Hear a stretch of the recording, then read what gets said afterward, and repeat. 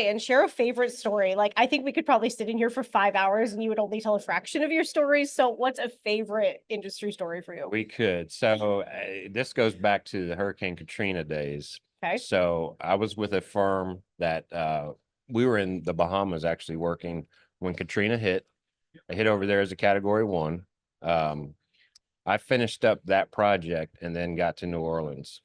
And when I got to New Orleans, boy, was I in for it. And that was probably a month after Katrina hit. Okay. And that's where we had RVs set up and we had our man camps, we called them, because everybody was outside in tents or you slept in the RV. And then we had portable showers outside, which portable showers were a tarp and some running water. Oh, so not like actual, No. like trailer portable shower. No. No. Okay. And the running water, the hot water you got is if you set water out in a pan for that day and it got hot, Gosh. that was your hot water. So it was really bad. But I guess the good part of that is to see what you're able to do for those people. And granted, New Orleans is still Yeah. you can still see things from Katrina, but just the sheer enjoyment of being able to help people after something like that. And that's what our industry is about, helping people at probably their worst moment in their life. So it's very rewarding. This industry, while it's recession proof, it's very rewarding to be able to help people. We partner up with different companies and help with the schools, get the schools up and running. So that's always it's a good feel. And when they invite you back when school is open, that's even better. Even So better. we've got to do that a couple times. Perfect. And a favorite story or memory or something from your time in the industry? Gosh, I have so many great stories and memories, but the one that I'm going to share today is about the time I got in an Uber. Yeah. What did you guess it? Oh, yeah, I did. With Michelle, and we were dropped off in the middle of the woods. Middle of nowhere. True story. And the Uber driver, when we told him this was not the right address, he was sorry he had to leave. He had someone else to go pick up. So Like made two us get women, out. two women at our first event after Yes. COVID. It was. Was it Charleston? It was, yes. In Charleston. We were literally left in the middle of the woods. We walked miles. And the Uber driver passed us going the other way. I'm like, He did. He passed us, and I thought, I've lost a little bit of hope in humanity today. But I have to admit, Michelle and I had a wonderful time. We have that core memory together. Yeah. And we got a lot of conversation in We over the did. many We miles did, over that the we many- walked. And we got to the restaurant like And as they it was closing. Yes, they almost kicked us out. I was like, if these people don't give us some food, we're gonna have how did we get home?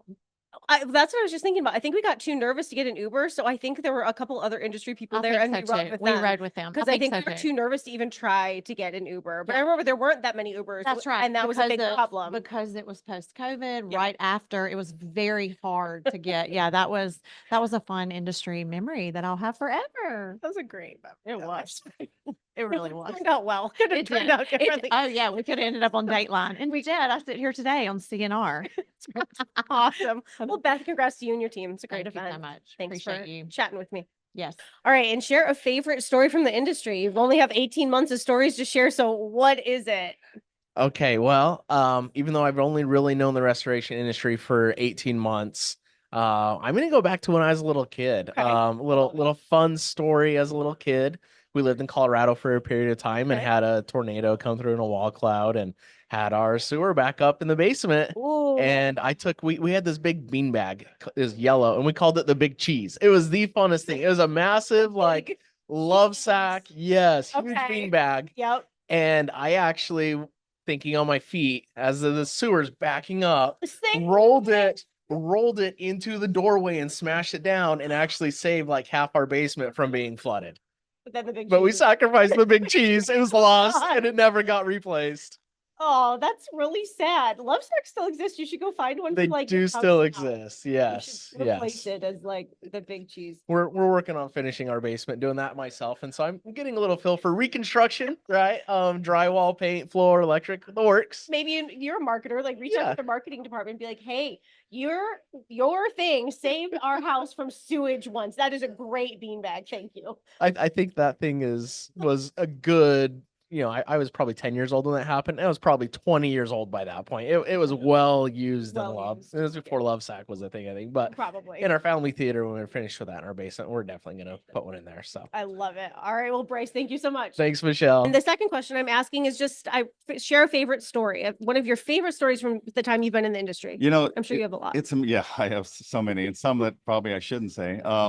But one that I think was always funny that people really kind of chuckle at when I tell it is we were going through an aging once with one of our branches, and we came across a payable that was only $6,500 that was old. And when I asked our coordinator, hey, what's going on with this person?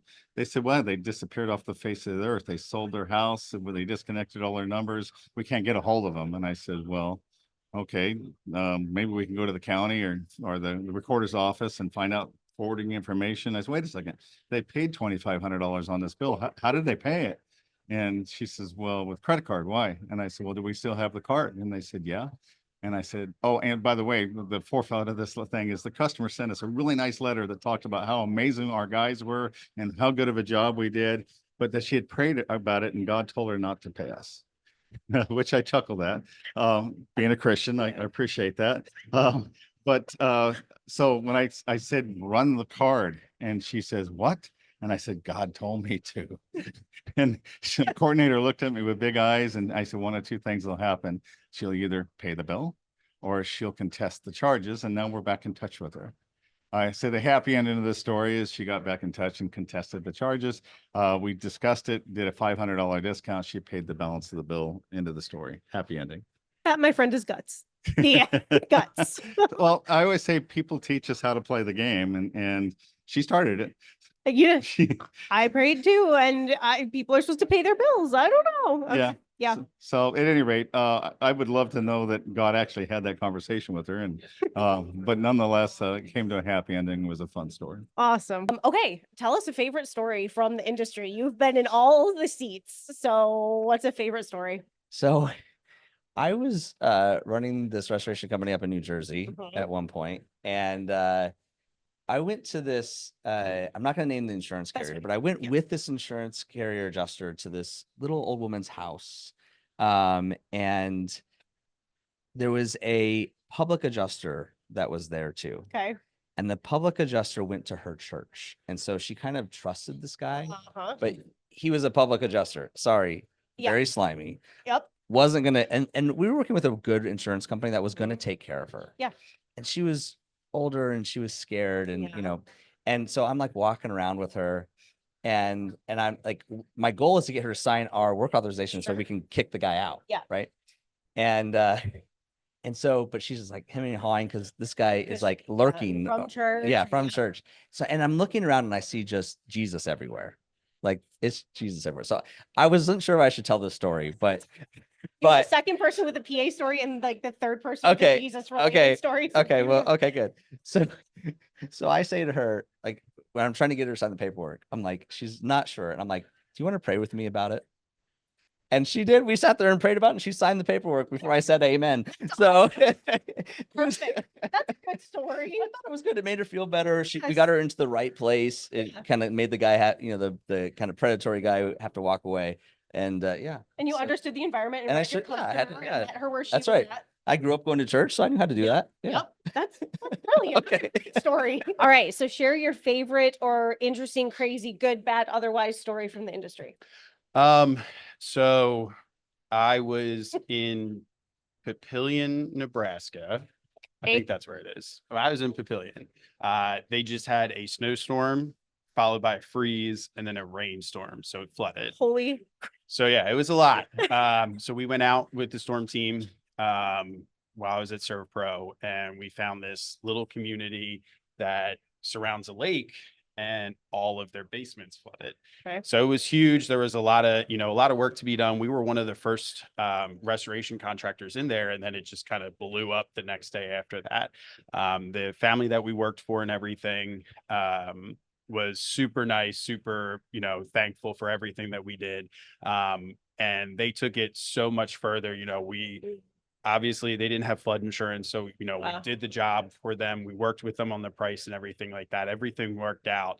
And the last day that we were there, we were wrapping everything up and finishing up everything. And they invited us upstairs because it was their basement. So we walk upstairs, they have a full dinner spread. They Oh. bought us all, throughout the entire time that we were there. They were like, well, what do you drink? Just getting to know us and everything. Yeah. They bought us all something unique That's so and cool. gave it to us as a thank you. Obviously they still Oh. paid their bill, but then Yeah. they went a step further. And I think, things like that, not a lot of people see. Yeah. And funny enough, in that exact storm as well, I was driving around and whatnot, wearing, obviously a Serve Pro shirt. It was green. And I rolled up to Chick-fil-A to get lunch for my team, right? And that entire Chick-fil-A started clapping. They bought my lunch. They're like, That's thank you so much for awesome. being here. They're like, where are you from? I was like, wow, right now I live in Brunswick, Georgia. So it was really cool to see that all come together and whatnot. It's just one of those stories that legitimately just stick with me. I've never forgotten it. Don't remember their names, but That's I fine. remember exactly where their house is. I know exactly what it looks like. But yeah, I mean, that was definitely one of the most unique situations that legitimately we had a full spread dinner. They sent us all back with cases of beer and everything like that. So that touched us. We're normally, as a restorer, Yeah. we touch people's lives and Yeah.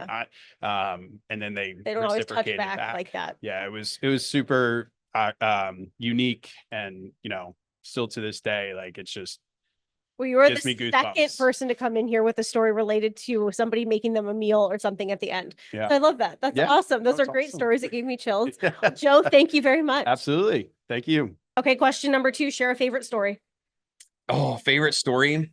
Everybody's like, I have so many. How do I pick I one? do. I've got a lot. I'm trying to think. What comes to mind is I got into restoration, as cheesy as it sounds, but to help people. Mhm. And so I think one of the coolest experience I had was just a little old lady giving me a hug and feeding me dinner. She wouldn't let me leave unless I ate dinner because I helped put her house back together. So I would say, Awesome. and that happened a few times, but this one lady in particular, I'm thinking of, just little old lady was crying because she was so happy that we helped her out, did everything for her, got it back, and then she made me stay for dinner. So it was Sweet. awesome. She probably felt No, so I much was- better. No, I that was you stayed. super happy to, but I was just flattered Yeah. that she was that we made her that happy. So there you go. There's an easy one. I've got a lot, love but that. that's a good one that comes to mind. That's a great story. All right. And share a favorite story. Good, bad, ugly, whatever it may be. A favorite story from your time in the industry. 38 months and counting. Yeah, As exactly. people with young children would keep track of time. Yes, yes, yeah, exactly. No, I have. We've been here. We've been around the sun a few times now, but what a story that comes to mind that I won't forget, and it kind of is anchored in know-how lore, is when we were coming to our first conference. I can't remember which one it would have been, but it might have been the Experience or something like that in 2020, I think it was. And we had to create a booth backdrop. Yep. Oh, we need a booth, and we need handouts, and we need things, right? And so graphic design says, what are you going to do and what are we going to put on there? We said, well, we're an AI app, and so we need a phone. Okay, we need a phone, and we need it to visibly look like something. Okay, so we need a design, and then underneath all of that, we had to brand it because our product is white labeled, meaning it's branded to our clients' branding. And so, we said, what's the most generic company that we could possibly think about in restoration? And we said, well, it could be Acme. No, Acme Restoration, that doesn't have a good ring to it. So we said 5-star restoration. Boom. And so he said, print it. And when they said print it, backdrops got printed and cards got printed and websites got printed. And then probably one of the first individuals I met, Aaron, now he's over at Custom. He walks up, he says, hey, what the heck? My company's called 5-star Restoration. We're like, no. Of course, we picked somebody real. Yeah, Aaron yeah. First, of Yeah. course. But Aaron, hey, he's a true gentleman, He and is. he was gracious, and he said, welcome to the industry. and he may often ask me when his royalty check is coming. I bet. I bet. But kidding aside, we learned a lot, and we recognized that you know what, there is so much diversity in this industry Yes. that you know, maybe run a couple more name checks. But but I but all don't that know if you said, would find one that. yeah, that- yeah. yeah. It was good. But I'll tell you, you know, Aaron knows SEO, and he also understands how to be kind of a gracious person, making does. you feel at home. So that was kind of a funny story. Yeah, he's a great guy. That's a good person for that to have happened with. You know, that was good. All right, second question, which we pondered for quite a while. Yes, we did. We did. Favorite story, your favorite story from the industry, or an interesting story. It doesn't have to be favorite, but an interesting story from your time in the industry so far. So in the beginning of my journey, which was about 20, in-person events, in 2022, I went to an event that I will not name, shall not Shall name. remain nameless. Yes. And I wasn't supposed to be there. Not as an attendee. They only allowed you to represent as a vendor. Yep. But I didn't make the cutoff time. So I was able to get in as an attendee. Mhm. So I decided that I was going to attend a session. And this was a content session. And I knew nothing about contents, but I was just like, I'm thinking like, okay, you know, like I'm like, it has to be like contents of a home. So let me just go and see if I can wing this and figure it out and see if I can get to meet some people. Well, they made it interactive. So I know everything about contents. It's fine. so I'm sitting next to, they paired me up with a restorer, and I'm sitting next to this gentleman, and I'm terrified. I'm absolutely terrified because they're like, so what is you all need to share strategies on what you do for your how you handle contents. First of all, I don't even know what's included in contents, how contents are stored, what goes into it. Uh-huh. And I'm sorry, I'm just not really a good liar. So I just came out and I was like, I'm a vendor. I'm actually not supposed to be in here, but we can really have this conversation. It would really mean a lot to me. And what did the person say? He backed up and was like, oh, let's start with the basics. He's like, do you even know what contents, what the meaning of contents is? Do you So- know who this contractor is to this day? I do know who this contractor is. Till this day, he actually became a client. That's a great story, actually. And sometimes owning it in those moments is better than like fake it. I don't know that you could have faked it till you made it in something like that. Most people No. couldn't have. I So- wasn't able to. I was like, I'm not even going to sit and pretend like I knew enough about contents Yeah. to make it through it. But we swapped numbers. He actually lives in Tennessee. He's a pilot part-time. And we grew a relationship after that, and he became a client eventually. So. That's a great story. And now I know about contents. that is a great story. It's like, whoa. I just kind of laid it all out really I can see you quickly. either. I can see that happening. And a favorite story or a memorable story. There are a lot. You and I were talking off camera ahead of time. So Uh-huh. I'm not teeing it up. You have to pick There's- your story, Well, but we there's way talked too through it. many to like there's so many good ones. But like I think me and you just talked about the time when we had a big event in Sharpsburg. We had the next level. I think it was 2021, maybe. Yeah. Yeah, and it was just the whole event was hilarious, but we lost power in the hotel for like 24 hours. It's hot. We were dying. We all went to the bar after and we were all singing karaoke, and then all of a sudden there was a water damage right during the middle of someone singing. We're all like, and like in the middle of all of us out of the ceiling. there's right. right 50 restoration contractors and maybe 20 vendors, and Yeah. we're all like, oh, that's not right. That's not right. So we all get in there and start telling them like that. You shouldn't do that. You shouldn't do that. We're like mopping it Yeah. up and we're like, that's not it. It was We're a all geyser filming, out of like, the ceiling. yeah, Like this it's is like not. the ceiling fell through. It was insane. Somebody just kept singing karaoke. I don't even know who that They mopped was. it up. They kept pouring drinks. Nothing ever happened. It was fine. Yeah, there's been so many really just funny stories in the industry, and I don't want to start bringing out stuff because people will be like, It's such a relationship industry though. And so that's what a lot of the stories that people have been Yeah. telling are like about times that they had with like other vendors or Uh-huh. contractors or whatever, because that's kind of where it's at. And when you Right. make friends and gotta get your tribe Yeah. and your people, then you could Right. have stories like that Yeah. where they're Oh, yeah. sealing A lot things of them in. from 15 years. So The we have worst- a lot of stories too. It's fine. And somehow we always dress like twins. We do this multiple times, same jumpsuits, same tank tops, Uh-huh. same dresses, I think in a few Yeah. occasions. It's, Yeah. yes. Well, Meredith, thank you. Thank you. That wasn't so terrible. I told you. Thank you. Thank Okay, you. and share a favorite industry story or memory. Okay. Yeah, we're thinking about spent some good times. So This was some good a lot of times. people don't realize that we like travel around like everywhere together. Yes. So we All the vendors like know each other very well. Or, like, Yes. yeah.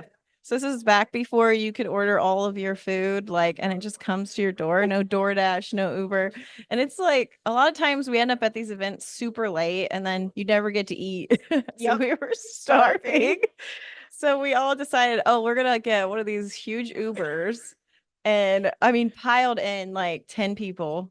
And we went to Taco Bell, and I'm pretty sure we ordered the entire menu. I missed this. I heard about it like as it was unfolding because I just had my younger child, but I remember hearing about it and had FOMO of like, because whoever was ordering at the front, right? Yes, he had to keep like ordering more and more and more. Like, let me add one more taco, 10 more tacos, one more chalupa, right? Yeah, yeah. I mean, we had so much Taco Bell, and then you get stuck in these hotels that are like cities, but when they close down, you have It's over. nowhere to go. So yeah, we sat in the lobby and ate by a fireplace about $500 worth of Taco Bell. That's insane. How do you even get to that much money in Taco Bell? Like one taco's like 89 cents, 79 Not cents. anymore. But I mean, this is But a while ago. I This feel is like before 79 yeah, before Uber. even $1, that would be wow. Good job. Yeah, Impressive. yeah. So I mean, sometimes you just need the late night snack. You do. Gotta do what you gotta do. Rebecca, thank you. You're welcome. Thanks. Okay, and share a favorite story. You must have so many. So I try to pick one. So my favorite story was in 2016. There was a great flood of Louisiana, Mhm. and it affected in Louisiana we have parishes, not counties. It affected a parish outside of Baton Rouge, and Okay. I had a relationship with the risk manager, and she called us, and they had 26 schools affected. The biggest job I'd ever done at the time was probably $500,000. So I called Deolin. We were working with them at the time, and they gave me the name of Sean Carpenter, who Yep. used to own Complete DKI. He came over. I called a buddy with we used to be a stop franchise, and they gave us the name of Slay's Restoration. Yep. Came down and helped us. And then I called Chris Hill because we were working with him on getting our stuff set up with PSA. And he gave me Dave Heitman, who used to own Perfection. Wow. And we met for the first time in the parking lot of the school board. And I said, hey guys, look, we're going to need to go in here and act like we've done this before. So we went in, we did a great meeting. They gave us 26 schools keys and said, Wow. go. And we rocked it. We knocked it out in 3 weeks. We had 20 schools reopen in 3 weeks.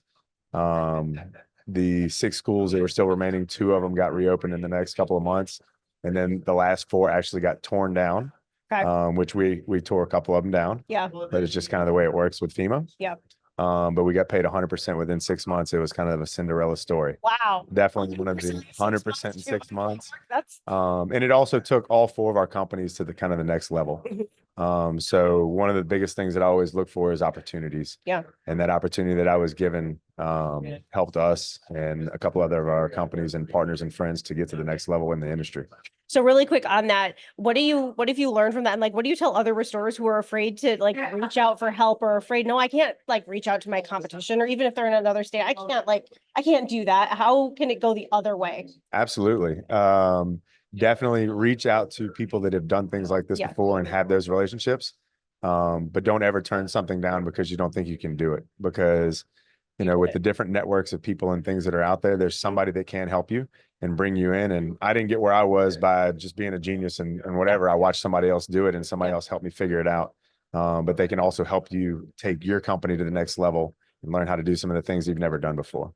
Perfect. All right. Thanks, Sean. Good luck on your panel. Thank you.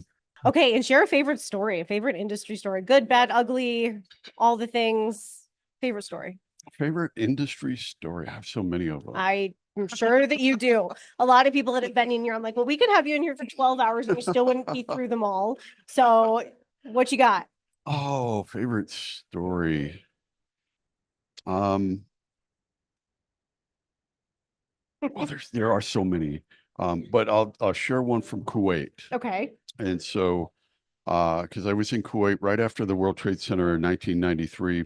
I was working for a company called MF Bank, the restoration company. And they did the World Trade Center after the bomb in 93. And right after we finished up there and finished up with the hotel there at the Vista, um, they sent me to Kuwait because right after the Iraqi war, for everybody that remembers that Saddam Hussein and his troops set all the oil fires on all the oil rigs on fire. Yep. And so the desert was just on fire. And so there was soot everywhere, Okay. as black as Astro on all the buildings, on all of the sand. And we would, but it was also a very dangerous time for us to be there. So we were there for 3 months, and we had when we had this opportunity because there's a different work schedule that Kuwaitis are on Okay. because they don't work. Okay. They're all born into the money, Okay. so they don't work. They pretend. Okay. And so we were there to show them what they needed to do to remove soot from hospitals and stuff Okay. like that. And so when they would take the afternoon off. So they would work they take from 11 till 4 off, and then they come back at 5 and sit around and drink tea. And so Perfect. while they were off, we would go around, we would film. And it was still very dangerous because you stayed on pavement because everything was still live. And Oh so, my gosh. yes, so you didn't walk on the grass or anything because there were still landmines right Oh there. my- And so we went around, we were filming all this stuff, and we went